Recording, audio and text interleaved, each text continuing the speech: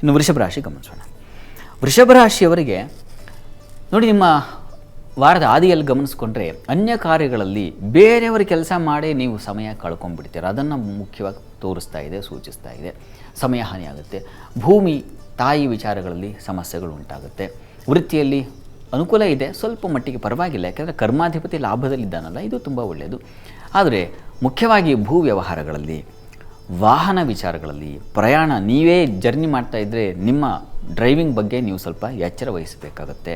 ಮತ್ತು ಮುಖ್ಯವಾಗಿ ತಾಯಿಯ ಬಂಧುಗಳ ಜೊತೆಗೆ ಸ್ವಲ್ಪ ತೊಂದರೆಗಳು, ಬಾಂಧವ್ಯದಲ್ಲಿ ಹಾಳು, ಇವುಗಳು ಉಂಟಾಗುವ ಸಾಧ್ಯತೆ ಇದೆ. ಹೀಗಾಗಿ ಅದರ ವಿಚಾರದಲ್ಲಿ ಹುಷಾರಾಗಿದೆ. ಮತ್ತು ಹೃದ್ರೋಗಗಳು ಕೇತುವಿನಿಂದಾಗಿ ಹೃದಯ ಸ್ಥಾನದಲ್ಲಿ ಕೇತು ಪ್ರವೇಶವಾದಾಗ ಹೃದಯ ಸಂಬಂಧಿ ಮತ್ತು ಎಕ್ಸಾಕ್ಟಾಗಿ ಬೆನ್ನಿನ ಭಾಗ ತೊಂದರೆ ಆಗೋದು ಈ ಸಾಧ್ಯತೆ ಇದೆ. ಕೆಲಸ ಕರ್ಮಸ್ಥಾನಕ್ಕೆ ಬಂದಿದ್ದಾನೆ ರಾಹು. ಹೀಗಾಗಿ ವೃತ್ತಿ ಸ್ಥಳದಲ್ಲಿ ಏನಾಗುತ್ತಪ್ಪ ಅಂದರೆ ಕಾಣದ ಕೈಗಳಿಂದ ಸಮಸ್ಯೆಗಳು ಶುರುವಾಗುತ್ತೆ. ಯಾರು ತೊಂದರೆ ಮಾಡ್ತಾ ಇದ್ದಾರೆ ಗೊತ್ತಾಗೋದಿಲ್ಲ. ಈ ಥರ ನೀವೊಂದು ಥ್ರೆಟ್ಟನ್ನು ಅನುಭವಿಸುವ ಸಾಧ್ಯತೆ ಇದೆ.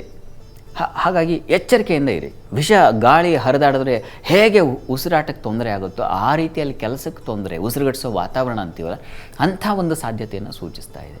ಬೇರೆಯವರ ಕೆಲಸಗಳಲ್ಲೇ ಇಡೀ ಸಮಯ ವ್ಯರ್ಥ, ಇದನ್ನೆಲ್ಲ ಹುಷಾರು, ಇದನ್ನು ಗಮನಿಸ್ಕೋಬೇಕು. ನೀವು ವಾರದ ಅಂತ್ಯ ಭಾಗದಲ್ಲಿ ಗಮನಿಸೋಣ. ವೃಷಭ ರಾಶಿಯವರಿಗೆ ವಾರದ ಅಂತ್ಯದಲ್ಲಿ ಸ್ವಲ್ಪ ಆರೋಗ್ಯ ಮತ್ತು ಹಣಕಾಸಿನ ವಿಚಾರದಲ್ಲಿ ಸ್ವಲ್ಪ ಹುಷಾರಾಗಿರಬೇಕು. ಭೂ ವ್ಯವಹಾರಗಳಲ್ಲಿ ಸಹಜವಾಗಿ ಅದು ಯಾವುದೋ ಒಂದು ಸಿಕ್ಕಾಕೊಂಡ್ಬಿಡ್ತಾರೆ ವ್ಯವಹಾರಗಳಿಗೆ. ಹೀಗಾಗಿ ಹುಷಾರಾಗಿರಿ. ಹಣ ಮತ್ತು ಕುಟುಂಬ ವಿಚಾರದಲ್ಲಿ, ಕುಟುಂಬದವ್ರ ಜೊತೆಗೆ ಹಣಕಾಸಿನ ವ್ಯವಹಾರ ಮಾಡುವಲ್ಲಿ ಸ್ವಲ್ಪ ಹುಷಾರಾಗಿರಬೇಕು ಅನ್ನೋದನ್ನು ಸೂಚಿಸ್ತಾ ಇದೆ. ವೃಷಭ ರಾಶಿಯವರಿಗೆ ವಾರದ ಅಂತ್ಯದಲ್ಲಿ ನೀವು ಅಲ್ಲಿ ಗುರುವಿನ ಜೊತೆಗೆ ಜನ್ಮದಲ್ಲಿ ಮಾಂದಿ ಸಂಚರಿಸುವ ಕಾರಣದಿಂದಾಗಿ ಆರೋಗ್ಯ ಕ್ಷೀಣವಾಗುತ್ತೆ. ಬುಧನ ಪರಿವರ್ತನೆ, ಧನಾಧಿಪತಿ ಜನ್ಮಕ್ಕೆ ಬಂದಾಗ ಹಣಕಾಸಿಗೆ ಒಂದು ದಾರಿ ಸಿಗುತ್ತೆ, ಹಣಕಾಸಿನ ಸಮೃದ್ಧಿ ಉಂಟಾಗುತ್ತೆ. ಅದರಲ್ಲೂ ಎಜುಕೇಷನ್ ಫೀಲ್ಡಲ್ಲಿ ಇರ್ತಕ್ಕಂಥವ್ರಿಗೆ ತುಂಬ ಸಮೃದ್ಧವಾದ ಅನುಕೂಲ. ಟ್ಯೂಷನ್ಗಳು, ಟ್ಯುಟೋರಿಯಲ್ಸು ಇಂಥ ಕ್ಷೇತ್ರದಲ್ಲಿರೋರಿಗೆ ತುಂಬ ಚೆನ್ನಾಗಿದೆ. ಮತ್ತು ಅಕೌಂಟ್ ಸೆಕ್ಷನ್ನಲ್ಲಿ ಇರ್ತಕ್ಕಂಥವ್ರಿಗೆ, ಯಾವುದನ್ನು ನಾವು CA ICW ಈ ಥರ ಅಂತೀವೋ, BCom ರಿಲೇಟೆಡ್ ಯಾವುದು ಹಣಕಾಸಿನ ವ್ಯವಹಾರ ಕ್ಷೇತ್ರಗಳು ಯಾವ್ಯಾವುದು ನೀವೇ ಲೆಕ್ಕ ಹಾಕ್ಕೊಳ್ಳಿ.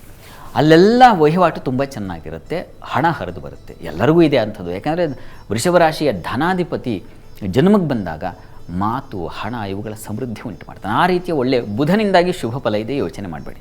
ಪರಿಹಾರಕ್ಕೆ ಏನಪ್ಪ ಅಂತಂದರೆ ನೀವು ಕೂಡ ಗಣಪತಿಗೆ ಗರಿಕೆ ಸಮರ್ಪಣೆ ಮಾಡಿದ್ರೆ, ಗಣಪತಿ ಸನ್ನಿಧಾನದಲ್ಲಿ ಅಭಿಷೇಕಗಳನ್ನು ಮಾಡಿಸಿ ತೀರ್ಥ ಸೇವನೆ ಮಾಡೋದ್ರಿಂದಾಗಿ ತುಂಬ ಅನುಕೂಲ ಆಗುತ್ತೆ.